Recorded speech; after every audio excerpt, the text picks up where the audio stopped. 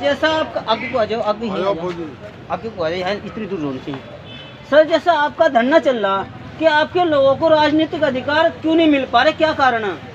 राजनीतिक अधिकार इसलिए नहीं मिलते जो कौम अपने वोट के अधिकार को नहीं जानती जी। जैसे दलित समाज था, बाबा साहब अम्बेडकर ने लोगों को वोट का अधिकार दिया। उसके बाद उत्तर प्रदेश का दलित ऐसे वोट के मामले में पिछड़ा हुआ था, जानता नहीं था, लेकिन मान्यवर कांसीराम आए। कांसीराम ने बताया कि आपके वोट और करोड़पति का वोट की कीमत बराबर है। तो जिस समाज को वोट की ताकत नहीं पता होती उसको कोई अधिकार नहीं मिलता। आज राजनीतिक रूप से हम लोग क्यों पिछड़े हुए हैं? इतनी आबादी होने के बाद अगर हम केवल मछुआ समुदाय में कश्यप, केवट, मल्लाह, निषाद, बिंद इन्हीं की बात करें तो 14% है। उसके बाद और अति पिछड़ी जातियाँ है, पाल है, प्रजापति है, सैनी है, कुम्हार है, नाई है। इनकी आबादी उत्तर प्रदेश में लगभग 40% है। और 40% आबादी के अभी अगर आप बात करो, ना विधायक है, ना सांसद है, ना मंत्री है, ना इनको टिकट दिए जाते हैं, ना इनको राज्यसभा भेजा जाता है। तो कुल मिला के और इनका जो अधिकार है कुछ मजबूत पिछड़ी जाते हैं वो पूरा ले लेती है। तो ये लोग कह रहे जी, आपके समाज के लोग जब तक दिल्ली पर चढ़ाई नहीं करने का, चाहे 4 आदमी बैठा, दिल्ली पर चढ़ाई करने के बाद जब ही समाज जागेगा, जब ही होगा। क्योंकि मुजफ्फरनगर में तो प्रत्येक जो 800 गाँव है ना, आपका नाम पहुँच चुका। लेकिन वे कह रहे कि दिल्ली में चढ़ना में हम जो साइकिल पर चलेंगे, क्या दिल्ली में भी जाने का इरादा है अगर यहाँ से काम नहीं बना?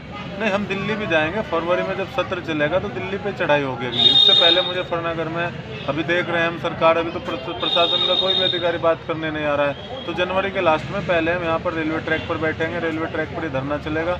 उसके बाद वहाँ से भी काम नहीं होगा तो फिर संसद भवन का घेराव। फरवरी में जब बजट सत्र चलेगा और डेट फाइनल, जैसे बजट सत्र की आ जाएगी, हम डेट फाइनल करके 10 से 15 फरवरी के बीच जो भी डेट होगी उसमें दिल्ली पर चढ़ाई करेंगे। और ये पूरे मुजफ्फरनगर का नहीं होगा, पूरे उत्तर प्रदेश नहीं, पूरे भारत से लोग उसमें अति पिछड़े समाज के आएंगे। चाहे पंजाब हो, चाहे हरियाणा हो, राजस्थान हो, उत्तराखंड हो, बिहार हो, मध्य प्रदेश हो, उत्तर प्रदेश के 75 जिलों, चाहे बिजनौर हो, सहारनपुर हो, मेरठ हो, बागपत हो, हर जिले से लोग वहाँ पर चढ़ाई करने के लिए पहुँचेंगे। और ये ऐतिहासिक आंदोलन होगा क्योंकि भारतीय जनता पार्टी, जो मोदी जी आज पिछड़ों की कहते हैं कि मैं पिछड़ा हूँ, और इन्होंने 2017 में 2 अक्टूबर 2017 को रोहिणी आयोग बनाया। रोहिणी आयोग की रिपोर्ट भी आ गई 6 साल बाद, अभी अगस्त में रिपोर्ट आई। तो रोहिणी आयोग ने कहा, रोहिणी आयोग किस लिए बनाया गया? रोहिणी आयोग इसलिए बनाया गया था कि जो पिछड़ा वर्ग है इस देश में।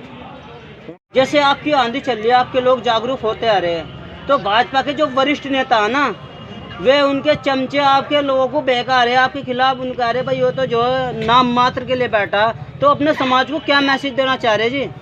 देखो, जब कोई काम करता है तो रुकावटें आती है। अगर आप चढ़ाई पे चढ़ोगे तो सांस चढ़ेगा। जो काम करता है उस पर आरोप लगते हैं, जो काम नहीं करता घर बैठे आरोप कहाँ लगेंगे? उससे कोई फर्क नहीं पड़ता। जब कांसीराम चले थे तो उनके लोग गाली दे रहे थे मायावती को, कांसीराम को। नहीं, अपने समाज के लोगों को उनसे बचने के लिए कहेंगे क्या, उनकी बात मानने के लिए क्या संदेश देना चाह रहे अपने समाज के? हाँ, हम अपने समाज को संदेश देना चाहते हैं कि भाई एक ऐसा नेता पैदा करो, जिस कौम के पास नेता है वही कौम आगे बढ़ती है। आज जाटों के पास नेता है जैन चौधरी, उससे पहले जीत सिंह थे, उससे पहले चरण सिंह थे। दलितों के पास मायावती है, कांसीराम थे। यादवों के पास मुलायम सिंह थे, अखिलेश यादव है। हर बिरादरी के पास उसका नेता है। तो हम तो यही कहेंगे कि अपना एक मजबूत नेता देखो, पार्टी मत देखो। ये पार्टी जो भारतीय जनता पार्टी के जो नेता है उनको बहका रहे हैं। अगर वो भारतीय जनता पार्टी की सरकार है, रोहिणी आयोग की रिपोर्ट लागू करा दें भारतीय जनता पार्टी के नेता। जब हमारा समाज पूरा 100% उनको वोट दे रहा है और उनके कहने पर चल रहा है तो रिपोर्ट लागू कराए। नहीं तो समाज को हम जगा रहे हैं और समाज एक नेता बनाने के लिए तैयार है। जिस कौम के पास लीडर होता है वही कौम आगे बढ़ती है। यही हमारी बदकिस्मती रही कि 76 साल में कोई नेता ऐसा नहीं बन पाया जो इनकी आवाज़ को उठा सकता। हम लोग इनकी आवाज़ को रूट लेवल पर उठा रहे हैं, जो इनके अधिकार है। हमारी लड़ाई विधायक, MP, MLA, सांसद बनने की नहीं है। हमारी लड़ाई इनके लिए कानून बनाकर इनके बच्चे DM, कलेक्टर, दरोगा, मास्टर, सिपाही, इंजीनियर, डॉक्टर बन सके, उस चीज़ की लड़ाई हम लोग लड़ रहे हैं। और अपने समाज को ये संदेश देंगे कि अपनी वोट के अधिकार को समझें, अपने एक नेता को मजबूत करें और अपने हक के लिए सड़कों पर निकलें। सर, कुछ लोग कह रहे हैं कि ये आपके समाज के लोग, ना तो इनके पास ट्रैक्टर है, ना ट्रॉली, ना बस है, तो दिल्ली और जो बड़े बड़े शहरों में ये कैसे पहुंचेंगे? दिल्ली तो यहाँ से 100 किलोमीटर है, कैसे पहुंचेंगे इनको? हम तो ट्रैक्टर ट्रॉली में न बैठा के भी ले जा, रोटी भी दे। तो आपके धरने में आपके लोग कैसे पहुंचेंगे? क्या पैदल ही पहुंचेंगे जी? नहीं, पैदल नहीं। हमारा लोग आज से पैसे 1-1 रुपया लोग दान है। देखो वो उस पर लिखा हुआ है गुल्लक पे, मेरा नेता मेरा स्वाभिमान। समाज के अधिकार के लड़ाई के लिए रोज 1 रुपया दान। अब मुजफ्फरनगर में लगभग 2 लाख वोट हैं। अगर 1 रुपया रोज एक आदमी दे तो 2 लाख रुपए रोज इकट्ठे होंगे, करोड़ों रुपए महीने में इकट्ठे हो जाएंगे। आज समाज चंदा करेगा, आपस में सहयोग करेगा, अपने पैसे से धीरे छोटा छोटा सहयोग करके हम लोग गाड़ियाँ करेंगे, हम लोग साधन करेंगे और दिल्ली पहुँचेंगे। समाज अब कमजोर नहीं रहा है, 1-1 रुपए से ही हम लोग दिल्ली पहुंचेंगे और दिल्ली को हिलाकर हम लोग। बाबू जयपाल कश्यप तो उस समय 5 लाख लोग लेके चले गए, जब तो साधन भी नहीं थे, जब तो समाज और भी नीचे था, जब तो गाड़ी घोड़े भी नहीं हुआ करते थे, तब लाखों 5 लाख लोगों को लेके वे दिल्ली में चढ़ाई की थी। तो जैसे बाबू जयपाल कश्यप ने चढ़ाई की थी, ऐसे ही फिर से चढ़ाई फरवरी में होगी और दिल्ली को जाम कर दिया जाएगा।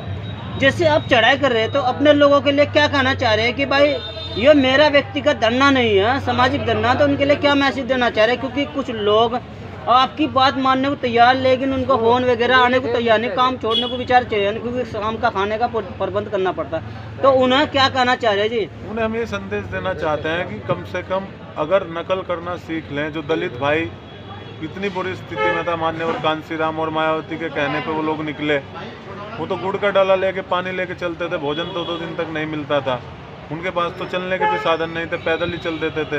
तुम कहेंगे कि अपने अधिकारों के लिए आपको काम भी छोड़ना पड़ेगा। अगर आज आप एक दिन का काम छोड़कर कल आपका बच्चा कलेक्टर बनता है, आपका बच्चा पढ़कर डीएम बनता है, आपका बच्चा सिपाही बनता है, तो आपकी आने वाली पीढ़ी सुधर जाएगी। ये जो मजदूरी आप कर रहे हो 200-300 रुपये की, इससे क्या हो रहा है? तो ये अगर आपको अपना इतिहास बदलना है, पूरा सिस्टम बदलना है, तो उसके लिए संघर्ष करना पड़ेगा।